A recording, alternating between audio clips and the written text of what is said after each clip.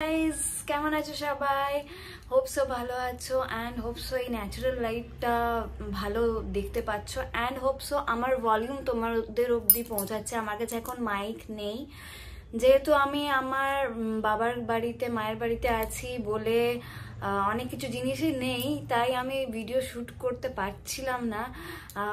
But আমি try করেছি start করার আবার, তাই তোমাদের কাছে একটা রিয়েল ট্রু স্টোরি তোমাদের কাছে একটা আমি ধরে আনতে চেয়েছি।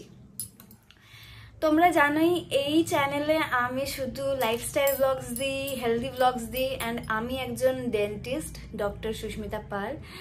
তো আমি যোগা অ্যান্ড লাইফস্টাইলে অনেক আগের থেকেই ছিলাম। আমি বরাবরই একটা হেলদি লাইফ লিড করতে প্রচুর চেয়েছি অ্যান্ড কেউ জানেও না যে আমার মানে শরীরের মধ্যে যদিও কিছু প্রবলেম আছে, কি প্রবলেম আছে হতেই পারে না, সবাই এটাই ভাবে। বাট আজকাল যে জেনারেশন চলছে, আজকালকার দিনে মানে PCOS is a very common thing. তো আমাকে দেখে কেউ বলবে না যে I am a PCOS patient বলতে পারো, বাট আজকাল পিসিওএসটাকে পেশেন্ট বলা যায় না, it is very general. Actually 10 জনের মধ্যে 6 জনের পিসিওএস হচ্ছে and it is very normal. তো প্রথমে আমি ভাবতাম যে আমার ইরেগুলার পিরিয়ডস কেন হয়। অ্যাকচুয়ালি আমার ক্লাস 8 থেকে পিরিয়ডস হচ্ছে অ্যান্ড তখন থেকেই আমার ইরেগুলারিটি ছিল। তো তখন আমি আয়রন খেতাম অ্যান্ড ফলিক অ্যাসিড খেতাম, সাপ্লিমেন্টস অ্যান্ড সিরাপ, বাট সেটা খেয়েও কিছুই হচ্ছিল না। তখন এত আমি গ্রাহ্য করিনি অ্যাকচুয়ালি, কারণ তখন ছোট বয়স হতো, পিরিয়ডস মানে 2 months গ্যাপ দিয়েও হতো, কখনো কখনো টাইমে হয়ে যেত, এরকম আর কি। তো আস্তে আস্তে ডেজ গেল, তারপরে যখন আমি কলেজে ভর্তি হলাম, আমি একটা ডেন্টাল কলেজে ভর্তি হলাম, ওখানে আমি দেখলাম আরো অনেক ফ্রেন্ডস আছে যাদের এই সেম প্রবলেম অ্যান্ড তারাও সেম সিরাপ খেত, সেম ওদেরও সাপ্লিমেন্টস চলতো। তো তখন অতটা ভাবিনি, তখন ভাবতাম যে হ্যাঁ হয়তো এটা পরবর্তীকালে প্রবলেম দিতে পারে, বাট অতটা ভাবিনি। তো তারপর আবার যখন আমার বিয়ে হয়ে গেল, তার আগে আমি ডক্টর চেকআপস করাচ্ছিলাম অ্যান্ড ডক্টররা বলতো যে ওটা খুবই নর্মাল, 10 জনের মধ্যে 6 জনের হচ্ছে অ্যান্ড পরবর্তীকালে ওটা ঠিক হয়ে যাবে। ঠিক হয়ে যাবে মানে আমি আই ওয়াজ থিঙ্কিং কি হ্যাঁ মেবি যখন বেবি নেব তখন ইট উইল বি নর্মাল। তো ঠিক আছে, আমি ভাবলাম ঠিক আছে, ইটস ওকে। তারপর আমি যখন একজন ডক্টরকে আমাদের লোক্যালিটিতেই রানীগঞ্জে ডক্টরকে দেখালাম, উনি বললেন আমার লিন পিসিওস আছে। মানে আমি যে এক্সারসাইজ করে ঘটাবো নিজের ওয়েটটাকে তাহলে আমার একদম পিরিয়ডস রেগুলার হয়ে যাবে, পিসিওএস ঠিক হয়ে যাবে, এটা নয়। আমি অলরেডি লিন পিসিওএস, তো আমাকে রেগুলার এক্সারসাইজ করতেই হবে, সাথে আমাকে ডায়েটটাকেও ঠিক করতে হবে। তো আই ওয়াজ অলওয়েজ ইনটু ইট। তো এটাতে আমার কোনো মানে প্রবলেম হয়নি যে আমি ডায়েটটাকে মেনটেন করব, আমি একটা লিন পিসিওএস এর মেনটেনেন্স রাখবো, তো আমার প্রবলেম হয়নি। বাট সবাই বলছিল আমি খুব রোগা হয়ে যাচ্ছি, তো সেটা আমার কনসার্ন করছিল অ্যাকচুয়ালি।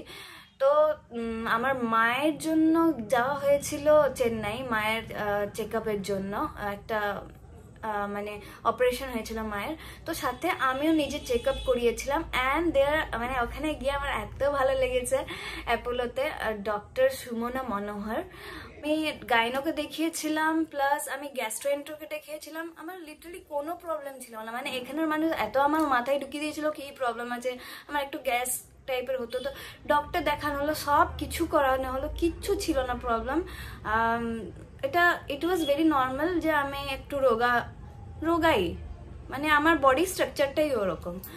তো তার সাথে লিন পিসিওএস ছিল। তো ওখানে ডক্টর আমার একটা ডেট মানে আমার মানে কিরকম পিরিয়ডস হতো, সাইকেলটা কিরকম, পিরিয়ডসের সাইকেলটা, সেটা জেনে আমাকে একটা প্রপার ডে বলে দিয়েছিল যে এই ডেতে কনসিভ করতে চেষ্টা করবে।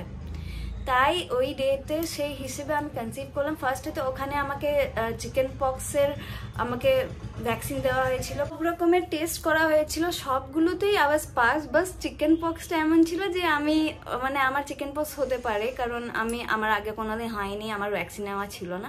তাই ওখানে ডক্টর বলেছিল চিকেন পক্স হলে এটা বেবিকে হার্ম করতে পারে যদি বাই চান্স বেবি চলে আসে তার আগে। তাই চিকেন পক্স ভ্যাকসিন নিলাম ওখানের থেকে। তারপর এখানে আরেকটা ডোজ নিয়েছিলাম। তো 3 মান্থস পর বলেছিল ট্রাই করতে, তো 3 মান্থস পর ট্রাই করেছিলাম। And that was a great news, যে মানে আমাকে ভাবতেই হয়নি, মানে লিন পিসিওএস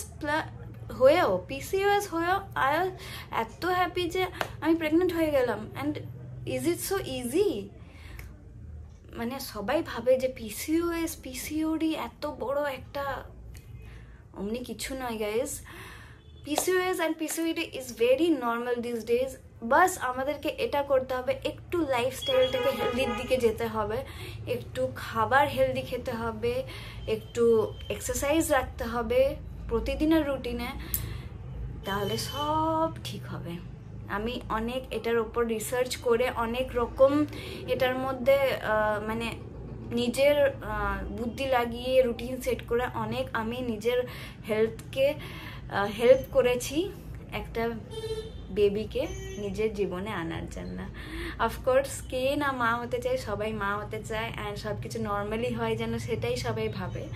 তো এতদিন আমি এই ভিডিওটা ধরে রেখেছিলাম, এই টপিকটা কাউকে বলিনি তোমাদেরকে, কারণ হচ্ছে আমিও একটু ডাউটে ছিলাম যে সব যেন ঠিক হয়, মানে ভয়ে ছিলাম সব যেন ঠিক হয়, এটাই ভাবতাম। তো সব ঠিক হয়েছে। I am here with my 3 months old daughter, and ভগবানের কৃপায় সব কিছু ঠিক চলছে আপাতত। তোমাদেরকে খুব তাড়াতাড়ি ফেস রিভিল করবো আমার বেবির, এখন করিনি বাট করবো, একটু ওয়েট করতে হবে। অ্যান্ড তাই আমি এতদিন তোমাদের সাথে এই স্টোরিটা শেয়ার করিনি, আমার true story, it is a very true story. এখন আমার কাছে প্রেসক্রিপশনগুলো নেই, কারণ ওগুলো সব আমার শ্বশুরবাড়িতে আছে। Once I go there I will surely share with you, ঠিক আছে? আপাতত আমার সত্যিটাই তোমাদের জানালাম, প্রেসক্রিপশনস নেই আমার কাছে, আমি শেয়ার করব, তোমাদের গাইড করব, যাদেরও PCOS আছে PCOD আছে তাদেরকে আমি গাইড করব এই টাফ টাইমটাকে সরিয়ে একটা হেলদি টাইমে ফিরে যেতে। তো আমি কি করেছি এটা নিয়ে একটা কোয়েশ্চেন আসবে তোমাদের মাথায়। আমি যেগুলো করেছিলাম, প্রপার ইয়োগাস ফর PCOS থেকে রেগুলার পিরিয়ডস আনার জন্য, প্লাস চেন্নাইয়ের ডক্টর থেকে আমাকে মেডিসিন দিয়েছিল ফলিক অ্যাসিড, আমি আগের থেকেই খাচ্ছিলাম 3 to 4 months। এটা কারোর PCOS আছে বা নেই, যে নর্মাল আছে তাদের জন্য একটা folic acid supplement is very necessary baby নেওয়ার 3 months আগের থেকে। তো আমি ফলিক অ্যাসিড নিচ্ছিলাম, প্লাস আমি একটা ইনোঅ্যাসিটলের পাউডার টাইপ ছিল ওখান থেকে দেওয়া হয়েছিল, নামটা আমি বলে দেবো। এখন সিরিয়াসলি বলছি, আমার নামটা মাথা থেকে আউট হয়ে গেছে, বাট আমি তোমাদেরকে জানিয়ে দেব নামটা কি ছিল, ঠিক আছে? ইনোঅ্যাসিটলের পাউডার ছিল, আমি নিশ্চয়ই তোমাদের সাথে শেয়ার করবো মিনি ব্লগসে বা একটা লং ব্লগে, ঠিক আছে? তো ওই দুটো আমি ইউজ করে আর সাথে হেলথ কনসিয়াস হয়ে রোজ ইয়োগা, রোজ হেলদি ডায়েট করে আমি কনসিভ করেছিলাম। অ্যান্ড কোনো স্ট্রাগলস বলতে, আমি আগে থেকে PCOS এর জন্য ফাইট করছিলাম, যে PCOS থেকে আমি নর্মাল, আমার ফার্স্ট এম ছিল আমি PCOS থেকে নর্মাল রেগুলার পিরিয়ডসে আসবো, রেগুলার পিরিয়ডসে এলাম, তারপর আমি কনসিভ করলাম। So it was not so hard for me.